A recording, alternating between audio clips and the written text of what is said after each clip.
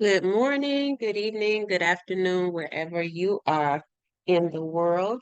I'm just going to talk a little bit about Aquarius and the Black History Month. Aquarius is about groups and how profound to discover that Black history was adopted for February. Welcome us to February, the 1st of February. And what we're looking at is group dynamics. Some groups are going to be changing for individuals, and some are going to be stepping into new possibilities with new groups. So you could have um, been looking for new work. You could be looking for new relationships, new friendships. All of these are groups, organizations are groups.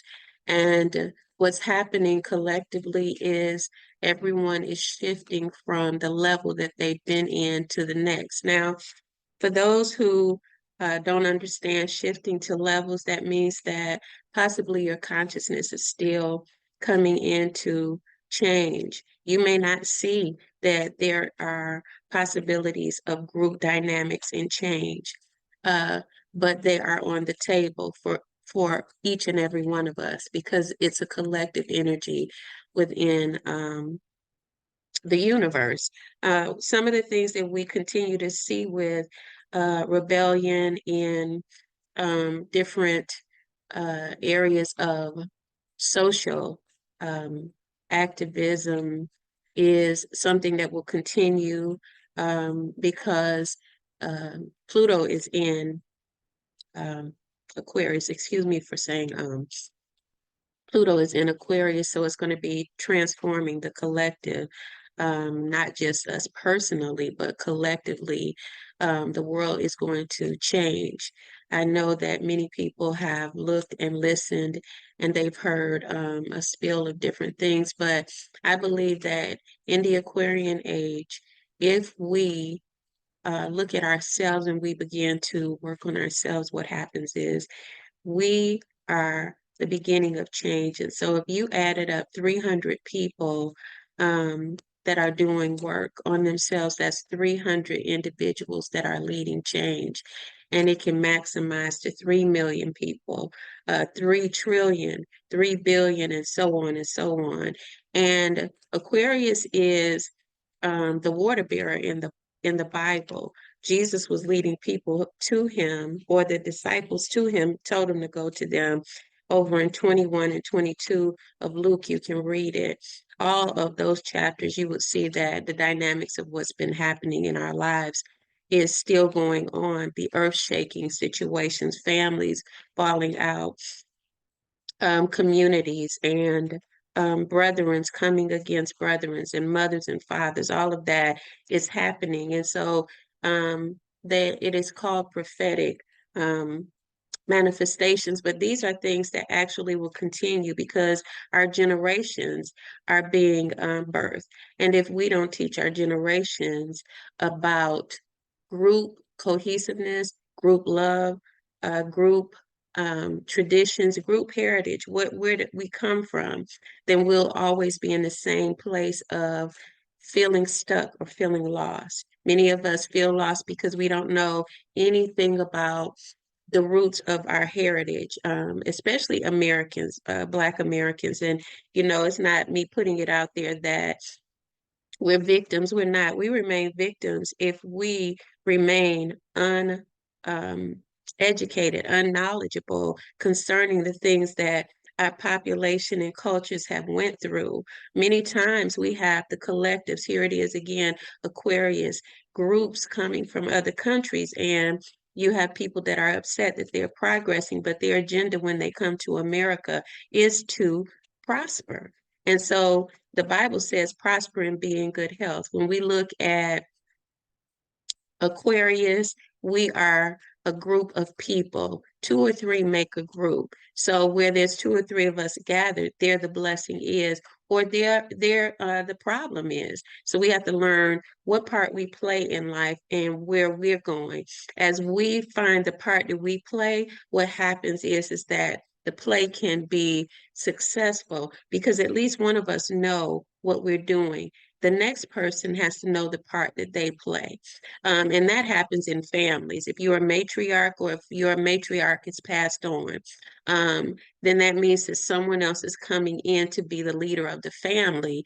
And it's necessary for the continuation of progress, prosperity, the traditions in your family, which is a group, so that the generations of children afterwards will carry on the mantle. Things will change, but we have to be the change agents in this circumstance or situation. So, Black history, I have a free PDF on Black history, and my field and scope of work is psychology, behavioral health, and so you can request it at kimwarnersworld.com.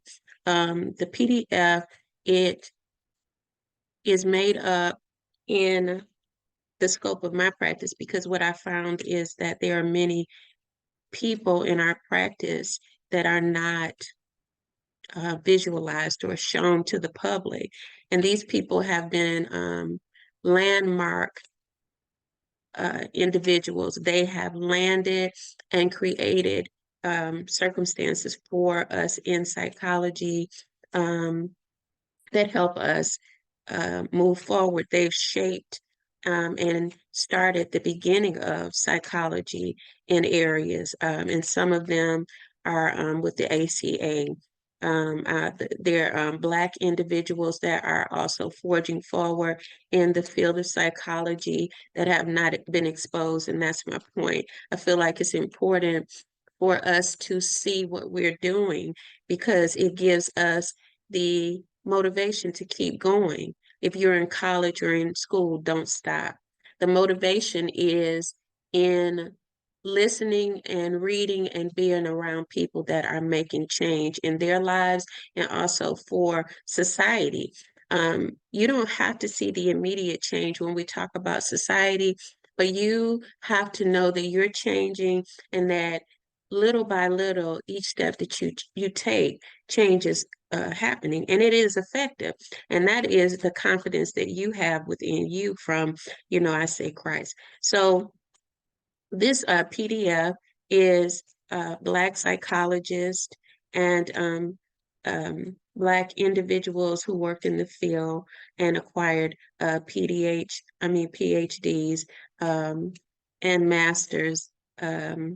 Joy DeGroy is in there. I love her to life. What does this have to do with Aquarius? Aquarius is the change agent. Like we felt Aquarius come in on Friday. It was direct. I think it was Friday or Saturday. And you could feel the shift. There were emergencies. People have had accidents. There's been more accidents. Mars is a part of that as well. But the other thing is when Aquarius changes, that means that there's like a storm that can come in. It can shake your world, and you have to recalibrate. You have to regroup. Sometimes it's a good storm, but however, the storm has been since Aquarius or Uranus turned around, which is on Friday or Saturday. However it affected you is for your good. And I often work with people who ask me, Ms. Kim, is it going to continue? Is the challenge going to continue? Of course it is, because the challenge is what makes us great. I mean, I'm in school again, and I ain't gonna lie, I was just over here saying about 2 days ago, I'm just gonna have to do this again. But then I started talking to myself. It was just the energy, the moment of frustration. I'm not quitting anything, so you don't quit. You get around your groups and the energy of people that's going to motivate you, but understand that you must motivate as well. You can't be just a consumer. This is something that me and my constituents talk about, how we are doing things in the community, but we have so many people that just want, but they don't want to give. You can't want to receive without giving. It's a circle. So when you give, you receive, and when you receive, you give. I And I tell them I don't really believe, like Paul said, you can plant in one vineyard and then you're reaping another. No, we socially activating something here together as a group. I want to see my just due right now, because if people are not held accountable for the energy that they take, then how can they be accountable for being a thief or taking something else that doesn't belong to them? We have to be responsible to tell them, you're taking my time, you're taking my energy with this negative conversation, you are. And so that's where groups are going to begin to change and reshape, because people are going to begin to identify with who is a possibility in their life. Um, what are you bringing to the table for me? Or is it just me bringing to the table for you all? You know, if I find myself in a group and it looks like, oh, we're not doing this together, I begin to think, this is too much work for me. And I believe that God works for me. Therefore, I don't have to work hard. Now, I can be in a group of people who believe they have to work hard. Now, you know, I'm reframing that. Because if you think you have to work hard to be successful, then there's something that's different in our consciousness. Because the Bible doesn't tell me, it said, ask God. You know, James says act. So as I ask God, I'm going to act, but I don't have to force. Resist the devil and he will flee. There's no resistance in God. You let go and you let God. And so a lot of the force that we've learned has taken our lives and our energies. When we look back at our forefathers, they had to work out in the field. Some people don't like to talk about that, but I do, because I'm looking at the dynamics of their consciousness versus mine. Where am I versus where they were? I am not in a field. I do not have to work like a slave. This is a group mentality that we have to come into. And it's not about faulting other people about it. You see, even here, you can hear Aquarius coming in, and Aquarius is saying, no, I'm a revolutionary type of person. I have a conversation that I'm going to give to others. And my conversation is that we're free. We're free as we want to be. We're also free as we allow ourselves to be, even in the areas of love, relationship, family. You know, if you got family members that you feel like you got to do something to please them or to make them look good, if you're in a group that you feel like you got to look good to please them, Aquarius is going to shake that up. Aquarius is about really truth. And so I think I want to leave it there, but, you know, request the PDF and find out about people that have done wonderful things from the 1900s is what I researched up until now. You'll be able to read about them. Thanks for listening. Thanks for sharing. And we have a class this evening. We'll be talking about the Aquarian energy and the Aquarian age. All right, you guys be blessed and thank you. Bye-bye.